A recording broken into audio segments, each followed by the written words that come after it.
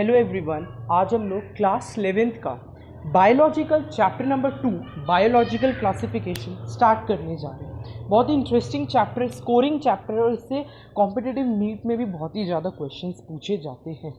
इसका देखा जाए तो पिछले ईयर से 3 और या तो 2-3 क्वेश्चंस तो पूछे ही जा रहे थे और एक क्वेश्चन 4 मार्क्स का है, तो 4 3 12 मैक्सिमम मार्क्स इसी चैप्टर से आते हैं।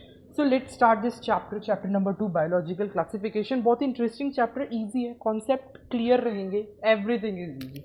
So let start. ये चैप्टर है, इसके हम लाइन टू लाइन मार्किंग करते जाएंगे एनसीईआरटी से। इस चैप्टर में सबसे हम पढ़ेंगे क्लासिफिकेशन, कैसे कैसे क्लासिफाइड हुए फाइलम, उसको हम पढ़ते चलेंगे। सबसे पहला जो आइडिया क्लासिफिकेशन का रखा वो रखा एरिस्टोटल।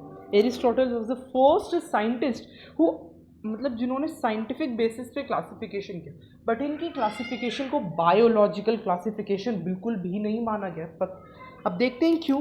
क्योंकि इन्होंने बहुत एक सिंपल मॉर्फोलॉजिकल कैरेक्टर किया। प्लांट्स के इन्होंने ट्रीज, श्रब्स और हर्ब्स में कर दिया, और एनिमल्स के इन्होंने डिवाइड किया कि जिनके पास रेड ब्लड है और जिनके पास नहीं। नाउ यू थिंक, इतना छोटा क्लासिफिकेशन, बहुत ही सिंपल, और इतनी डाइवर्सिफिकेशन। फर्स्ट चैप्टर में हमने पढ़ा कि कितनी बायोडाइवर्सिटी 1.7 टू 1.8 मिलियन स्पीशीज़ है प्लांट्स और एनिमल्स की, और जिसमें से सिर्फ 1.25 स्पीशीज़ ऑफ एनिमल्स और कुछ ऐसे 0.55 millions of species of plants ही सिर्फ आज तक पढ़े गए हैं और अभी तक नहीं पढ़े गए। तो इतनी डाइवर्सिफिकेशन और इतना छोटा क्लासिफिकेशन, तो कैसे टिकेगा ये? मतलब बिल्कुल फ्लॉप्ड, बहुत ही कम ईयर्स तक चला और बहुत फिर जाके फ्लॉप हो गया। उसके बाद जो फर्स्ट क्लासिफिकेशन दिया वो भी biological classification, it was given by Linnaeus, Carolus Linnaeus. एक बार इसका ब्रशअप कराते हैं, इनका क्या क्या काम था। टेक्सोनॉमी में इनका बहुत काम है कैरोलस लिन्नुइस का। इनको फादर ऑफ टेक्सोनॉमी कहा जाता है। और इनका जो सबसे इम्पोर्टेंट, इन्होंने बायनॉमियल नॉमेनक्लेचर का आइडिया दिया। लेकिन अगर मैं एक फैक्ट बताऊँ, most of the people do not know about this. Caspar Bohain, ये एक साइंटिस्ट थे जिन्होंने सबसे पहले बायनॉमियल नॉमेनक्लेचर और ये गिविंग बायोलॉजिकल नेम, इसका आइडिया रखा, लेकिन इन्होंने पब्लिश नहीं करवाया। And he was more clever, Carolus Linnaeus was more clever, और इन्होंने क्या किया, उसको पब्लिश करा दिया और इसको फिर एक बुक में थ्योरेटिकल अप्रोच में लिख दिया, और फिर इनका नाम आ गया बायनॉमियल नॉमेनक्लेचर में। तो लेकिन कैस्पर बोहेन, एक इंडियन साइंटिस्ट जिन्होंने फर्स्ट बायनॉमियल नॉमेनक्लेचर का आइडिया एम्फेसाइज किया। So this was the important भी है, इंडियन साइंटिस्ट है, but still Carolus Linnaeus was very clever. इन्होंने पब्लिश करा दिया तो इनको बायनॉमियल नॉमेनक्लेचर का दर्जा मिल गया कि इन्होंने ही दिया। But Caspar Bohain was the first scientist. Remember करो, इंडियन साइंटिस्ट थे तो हमें तो वो चीज़ ज़्यादा रिमेंबर होनी चाहिए, इंडियन साइंटिस्ट। लेकिन नाम कैरोलस लिन्नुइस का आता है, that's why we learn more about this. Carolus Linnaeus ने 2 किंगडम की क्लासिफिकेशन दी, that was the Plantae and Animalia. 2 kingdom classification given by Carolus Linnaeus, that was the Plantae and Animalia. So जो ये kingdom था Plantae और animalia, ये Carolus Linnaeus ने दिया, फर्स्ट बायोलॉजिकल क्लासिफिकेशन का दर्जा मिल गया। लेकिन फिर भी इनके कुछ एडवर्स इफेक्ट थे, डिसएडवांटेज थे। इन्होंने अपनी क्लासिफिकेशन में multicellular, unicellular, eukaryotic, prokaryotic, photosynthetic, non photosynthetic, इन सब चीज़ की तो स्टडी ही नहीं करी। तो ये क्या हो गया, इनके एडवर्स इफेक्ट हो गए। इन्होंने बस 2 क्लासिफिकेशन ही दिया, प्लांटी एनिमेलिया, प्लांट्स को एक में, एनिमल्स में एक को। So classification of organism into plants and animals was easily did not fall into either category. Hence the 2 kingdom classification used for a long time was found inadequate. फिर भी ये बहुत सालों तक चला ये classification. In gross morphology and need was also felt for including other characteristics like cell structure, nature of wall, mode of nutrition. अब भाई देखो classification हो रहा है तो ये सब चीज़ें भी important है कि मोड ऑफ न्यूट्रिशन कैसा है, हैबिटेट कैसा है, मेथड ऑफ रिप्रोडक्शन क्या है, उसका क्लैडिस्टिक्स क्या है। अच्छा, एक क्वेश्चन आता है यहाँ से कि किसने ये term, who coined the term cladistics. बहुत इंपॉर्टेंट क्वेश्चन है नीट का और इंटरेस्टिंग क्वेश्चन भी है। क्लैडिस्टिक्स, फाइलोजेनेटिक रिलेशन, किसने का कॉइन किया ये term, sir Julian Huxley. Remember this thing, ये क्वेश्चन नीट में भी आ चुका है, बहुत इंपॉर्टेंट है। फिर दो किंगडम क्लासिफिकेशन हो गया। तो अब हम लोग आते हैं नेक्स्ट। अब देखो एनसीईआरटी में हमें क्या दिया है, टू किंगडम क्लासिफिकेशन, उसके बाद डायरेक्ट दे दिया है five kingdom classification. But I am telling you, अब टू के बाद अगर हम काउंटिंग देखें तो टू के बाद फाइव आ जाता है, नहीं, थ्री फोर भी तो आता है। यस, तो थ्री किंगडम क्लासिफिकेशन भी था और फोर किंगडम क्लासिफिकेशन भी था। Three kingdom classification, kingdom Plantae animalia तो हो गया था। Ernst Hückel was a scientist who came, जो आए और उन्होंने दिया एक phylum, that was the protista. Protista phylum इन्होंने दिया। यस, ये आए और इन्होंने प्रोटिस्टा फाइलम दे दिया कि प्रोटिस्टा भी है एक। तो थ्री किंगडम क्लासिफिकेशन हो गया। तो three kingdom classification was given bye Ernst Hückel, और इन्होंने किसको इंट्रोड्यूस किया, प्रोटिस्टा को। उसके बाद फोर किंगडम क्लासिफिकेशन भी आया, जिसको दिया हर्बर्ट एफ कॉपलैंड ने। और हर्बर्ट एफ कॉपलैंड ने फोर किंगडम क्लासिफिकेशन दिया, और उन्होंने क्या इंट्रोड्यूस किया, मोनेरेंस, बैक्टीरिया। इसके बाद आया फाइव किंगडम क्लासिफिकेशन, जिसमें रॉबर्ट विटेकर ने फंजाई को एक नेक्स्ट किंगडम में ही रख दिया। तो ये बन गया फाइव किंगडम क्लासिफिकेशन। सो कौन कौन से five kingdom classification, Monera, protista, fungi, Plantae और एनिमेलिया। अब हम इनके सबके सिंपल दिख रहे हैं यहाँ पे, हम देखेंगे इनका सेल टाइप। देखो मोनेरा का प्रोकैरियोटिक, यूकैरियोटिक, यूकैरियोटिक, यूकैरियोटिक, सिर्फ मोनेरा का प्रोकैरियोटिक, सबका। मोनेरा में सारे आते हैं हमारे बैक्टीरिया। सेल वॉल देखो, मोनेरा की non cellulosic polysaccharide plus amino acid से बनती है। और इसके अगर हम सेल एनवेलप की भी आगे बात करेंगे तो तीन लेयर होती है, ग्लाइकोकैलिक्स की, फिर सेल वॉल, फिर प्लाज्मा मेम्ब्रेन। प्लाज्मा मेम्ब्रेन इसमें कैसा कैरेक्टर है जो यूकैरियोटिक से रिजेंबल कर रहा है इसको। यस, और इसमें जो प्लाज्मा मेम्ब्रेन है, it is responsible for all the metabolic activities. जितनी भी मेटाबॉलिक एक्टिविटीज़ है उसमें ये रिस्पॉन्सिबल करता है प्लाज्मा मेम्ब्रेन। प्रोटिस्टा में कई में होते भी हैं सेल वॉल, किसी में नहीं भी होते हैं। फंगई में होते हैं, लेकिन इनमें किसकी बनी होती है, काइटिन की बनी हुई होती है। और प्लांटी में सेलुलोज की सेल वॉल होती है, और एनिमेलिया में होती है न्यूक्लियर मेम्ब्रेन। जब प्रोकैरियोटिक है तो एब्सेंट ही रहेगा, प्रोटिस्टा में रहेगा, इन सब में प्रेजेंट रहेगा। बॉडी ऑर्गेनाइजेशन सेलुलर है, यूनिसेलुलर, प्रोटिस्टा भी यूनिसेलुलर। फंजाई आ जाते हैं, ये मल्टी सेलुलर हो जाते हैं, इनमें कुछ कुछ टिश्यू की फॉर्मेशन भी होने लगती है। प्लांटी में टिश्यू ऑर्गन दोनों आ गया, और एनिमेलिया में तो टिश्यू ऑर्गन और ऑर्गन सिस्टम भी आ गया। तो इसमें फुल ऑर्गेनाइजेशन ऑफ बॉडी है एनिमेलिया में।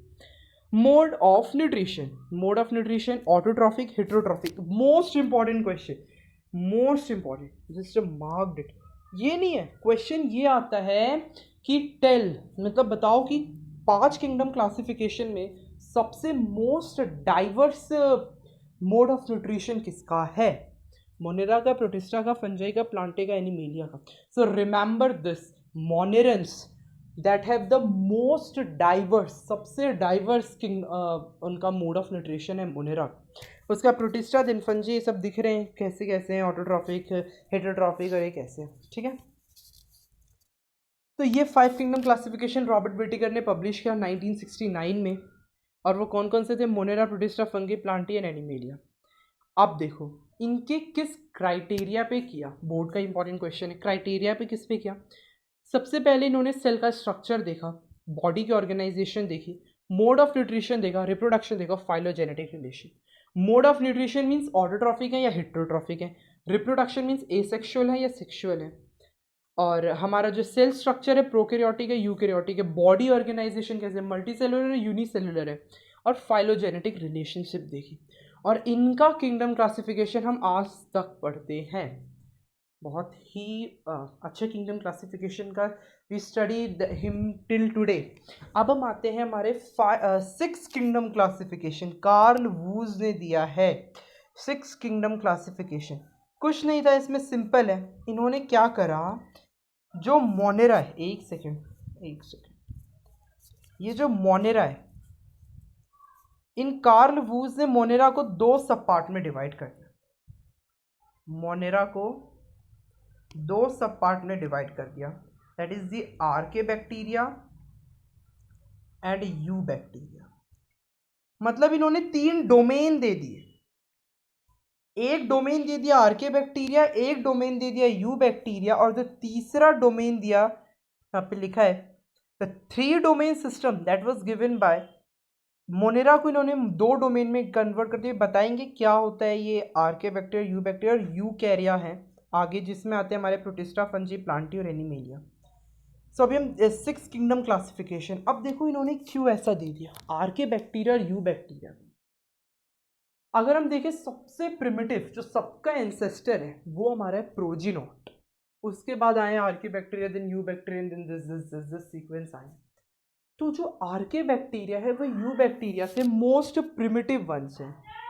तो 6 किंगडम क्लासिफिकेशन कार्ल वूज ने दिया। तो हमने सबसे पहले जाना कि फर्स्ट किंगडम क्लासिफिकेशन जो 2 किंगडम क्लासिफिकेशन थी वो दी कैरोलस लिनियस ने, 3 किंगडम क्लासिफिकेशन अर्नस्ट हैकेल ने, 4 kingdom classification Herbert F Copeland ने, 5 किंगडम क्लासिफिकेशन रॉबर्ट विटिकर इन 1969 में, और फिर 6 किंगडम क्लासिफिकेशन कार्ल वूज ने। अब देखो जो उन्होंने दिया था कैरोलस लिनियस ने क्लासिफिकेशन दिया था सबको प्लांटी और एनिमेलिया। तो उन्होंने प्लांटी में bacteria, blue green algae, fungi, mosses, fawns, gymnosperm, angiosperm सबको प्लांट्स में रख दिया, लेकिन इनके कैरेक्टर्स बहुत अलग अलग थे। अब जैसे देखो बैक्टीरिया में क्या है, ग्लाइकोकैलिक्स की लेयर है, इनमें सेलुलोज की कोई सेल वॉल ही नहीं है कोई सेल वॉल? नो, कोई सेल वॉल। इनकी पॉलीसेकेराइड नॉन सेलुलोजिक, अब देखो हम ऊपर पढ़ रहे हैं पॉलीसेकेराइड अमीनो एसिड और नॉन सेलुलोजिक, इसमें सेलुलोज तो है ही नहीं, फिर भी इन्होंने किस में रख दिया इसको? फॉन्स, जिम्नोस्पर्म, एंजियोस्पर्म, जिनमें किसकी सेलुलोज की सेल वॉल है, ट्रू सेलुलोज है। देखो आ गया ना contradiction. Blue green algae, cyanobacteria, देखो इसको फंजाई, फंगे। अब देखो फंजाई जब हम देखें तो इसका मोड ऑफ न्यूट्रिशन देखो हेट्रोट्रॉफिक है, और इसको किसके साथ रख दिया? मोनेरा, प्रोटिस्टा, प्लांटी के साथ, जिनको मोड ऑफ न्यूट्रिशन ऑटोट्रॉफिक भी है, और प्लांटी के साथ जिनका मोड ऑफ न्यूट्रिशन ऑटोट्रॉफिक है। देखो ये भी कॉन्ट्राडिक्शन। तो कितना मतलब बोल सकते हैं कि बहुत ही इतनी डाइवर्सिफिकेशन की वजह से जो रॉबर्ट विटिकर ने थे, रॉबर्ट विटिकर नहीं सॉरी, कैरोलस लिनियस, इन्होंने कोई एक प्रिसाइज्ड और एक्यूरेट किंगडम क्लासिफिकेशन नहीं दिया। तभी आया रॉबर्ट विटिकर और जिसने ये सारे प्रॉब्लम को सॉल्व किया। फंजाई को देखा इसमें काइटिन की सेल वॉल है, इसको अलग रख दिया, और फिर ऐसे देखा मोनेरा इनका अलग होना चाहिए, प्रोटिस्टा अलग, फंजाई। अब देखो सब सेपरेट हो गए, है ना। तो ये जो 5 किंगडम क्लासिफिकेशन की आने वजह से सारी चीज़ें फिर अब इजी चली, और 5 किंगडम क्लासिफिकेशन इतना एक्यूरेट और प्रिसाइज है कि जिसको हम आज तक पढ़ते हैं। वैसे 6 किंगडम क्लासिफिकेशन तो आ चुका है, बट वो अभी इतना डेवलप्ड नहीं, मतलब अभी कोई से उसे इतना प्रायोरिटी नहीं दी गई है जितना 5 किंगडम क्लासिफिकेशन को दी गई है, क्योंकि इसने देखो इन्होंने इसमें क्लैडिस्टिक्स, प्री एवोल्यूशनरी हिस्ट्रीज को भी बारे में पढ़ा है, फाइलोजेनेटिक रिलेशन भी पढ़ी है कि कौन किसका इंसेस्टर है, क्या किससे कोई रिलेशन है।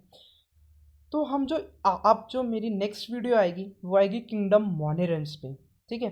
तो आज हमारा इंट्रोडक्शन था होल अबाउट क्लासिफिकेशन, और इस फ्लो चार्ट से हमें तो कई हद तक पता ही चल गया होगा ऑल 5 किंगडम क्लासिफिकेशन। थोड़े थोड़े बारे में तो सबके कैरेक्टरिस्टिक्स पता चले, लेकिन फिर भी अभी इसके अंदर तो बहुत है कि इनका रिप्रोडक्शन कैसे होता है, कौन स्पोर्स की फॉर्मेशन करता है, किसमें ट्रू रिप्रोडक्शन होता है, किसे पैरासेक्सुअल, मतलब बहुत ही इंटरेस्टिंग है, और इसे पढ़ो तो इंटरेस्ट भी बहुत आता है।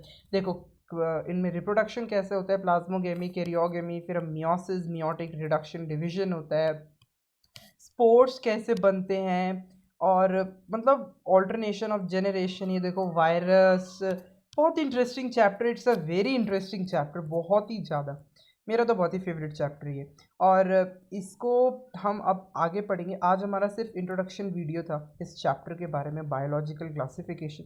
तो हमने जिसमें पढ़ा कार्लिस लिनियस का और रॉबर्ट विटिकर, बुक में तो इन दोनों का दिया है, but I told you also about Ernst Hückel और हर्बर्ट एफ कॉपलैंड, ठीक है।